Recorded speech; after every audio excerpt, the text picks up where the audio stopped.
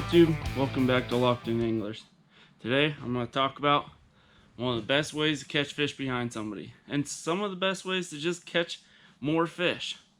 Skipping jigs and skipping Cincos and whatnot is just a great way of catching fish that people can't get to. You know, some of those casts that people just can't reach. I know it's hard to skip jigs and whatnot, but I'm going to talk to you on what I do to help skip jigs and like how to tune your baitcaster or how to do it with your spinning reel. So, in my opinion, the best way to start learning how to skip is skipping a Cinco, like a 5-inch, 6-inch Cinco. Skipping those under docks is just a great way of learning how to skip.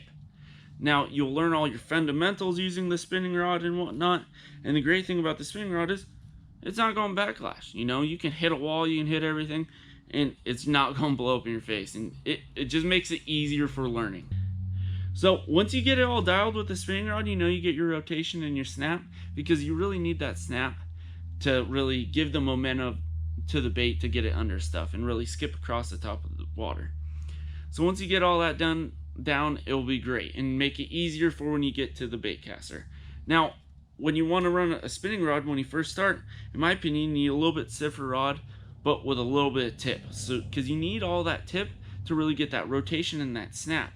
And you want to have that with your spinning rod and your baitcaster. So the spinning rod that I actually skip my Cincos on is the Jigs 852. And this rod is just great for doing all that, in my opinion. Has a great tip, has a great backbone, and really can get fish out of areas. And I'll run that on 30-pound braid to a 12 to 16-pound leader. Depends on how thick of stuff I'm really fishing. But this is just a great way of fishing the Cinco and learning how to really skip baits underneath trees and docks. And then once you get that all dialed, now you can step up to the baitcaster. Now the baitcaster is really tough because this is going to blow up on you. It's going to blow up on you multiple times, and you're going to get frustrated. But hey guys, I just stick to it. You're going to start picking up a lot more fish once you get this dialed. When you start using the baitcaster, I just recommend you go out and buy some cheaper line and a lot of it, because you're going to need it. Because it's going to take a while for you to get it dialed. I mean, I started a long time ago, and it took me plenty of spools of reels to really get it dialed and put baits underneath docks. So this rod that I actually skip with is the Jigs 894 flipping rod. And I like this rod because it's got enough backbone, but it also has a little bit of tip. A little bit of give for me to get that snap like I was telling you guys about. And one of the easiest baits for skipping jigs is an arky head.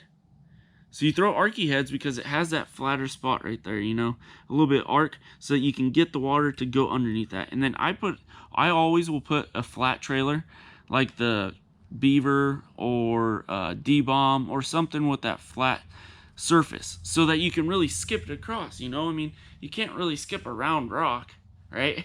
But you can skip a flat rock. So I always go with the arky head with a Beaver on the back. This is a 420 Beaver with just a 3/8 ounce arky head. You can go with a 1/2 ounce, but I don't like doing that, in my opinion, because it makes it a little bit tougher. So I always go with a 3/8 ounce rubber jig with a size 420 Sweet Beaver or a 4-inch D-Bomb.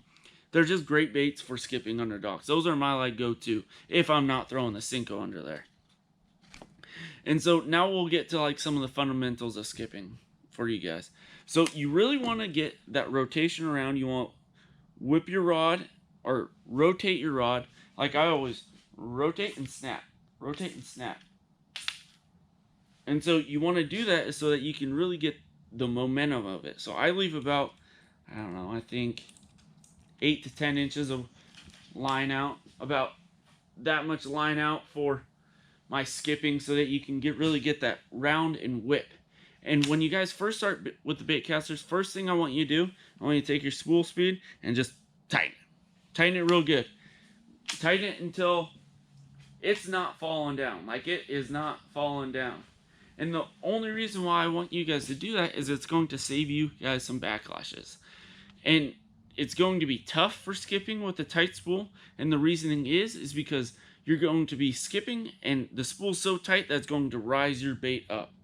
So when it starts rising up, just barely loosen it. Just barely loosen that spool speed, and keep loosening it and loosening it until you can get that bait skipping under the dock. Now, when you go too far, you're going to blow up your reel. But every time that bait is just raising a little bit too much, just give it a little bit less spool drag.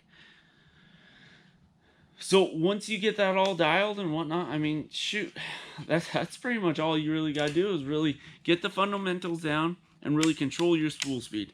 I honestly like my spool speed a little bit loose. Like that. That's like my fit. That's a little too tight in my opinion. I like mine super loose because I like skipping it and using my thumb to really control it. Because you guys really will need to use your thumb to control how fast your spool is going. So you'll have to use your spool speed and your thumb to really slow stuff down and really make it skip under those docks. So the reels I use is, I'm using the SLX, and it's a 7.2 to 1, and I always run 20 pounds. Some guys will run 16 pound, 18 pound. In my opinion, I don't run that because I will break that line off because I just set the hook too hard. I know I do. But I also like the assurance of knowing that at 20 pound and I don't really have to worry about, am I going to get that fish out? Is my line going to hold up to that? So I just always run 20 pound. It's just what I like doing for the more assurance of knowing that I can get that fish out. But so once you get that skipping down, right? I mean, it looks cool when it goes like this, right? It looks cool doing that, right? But you got to think about that from the fish's standpoint.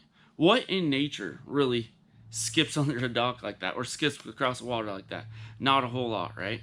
So in my opinion, some of the best skips are the 1, 2 under the dock, 1, 2 under the tree, because it's not a loud commotion, right? Now I say that, but then also I think that sometimes when you do the multiple skips like I think that gives attention to some of the bass in like the summer times or when they're more active and more feeding, you know, because it's something happening on top of the surface, something to catch their attention, like what was that going over my head, so they want to go investigate. Because bass are very like curious fish, and the only way that they can really touch and feel is with their mouth, right? So then you might be able to get a couple more bites because you have their attention towards that bait. But I mean, hey guys, just go out and learn with this spinning rod at first with a Senko. Senko is like one of the easiest things to skip. And after that, hop on your Baitcaster and remember to throw flatter baits because it's just going to make it so much easier. And you guys are going to get that satisfaction of catching that fish out of that thick tree or catching fish from behind somebody because they just didn't hit that one little hole, you know, that you can get into. I want everybody who's watching this to be able to hit all those little tiny holes, catch some of those big fish that are sitting back in there that you guys are missing right now. So if you guys have any questions and whatnot, I mean, I'll comment back to you, leave a comment, ask some questions. We'll get back to you guys, and like the video and send it off to your buddies, man. But hey, stay locked in and tight line still.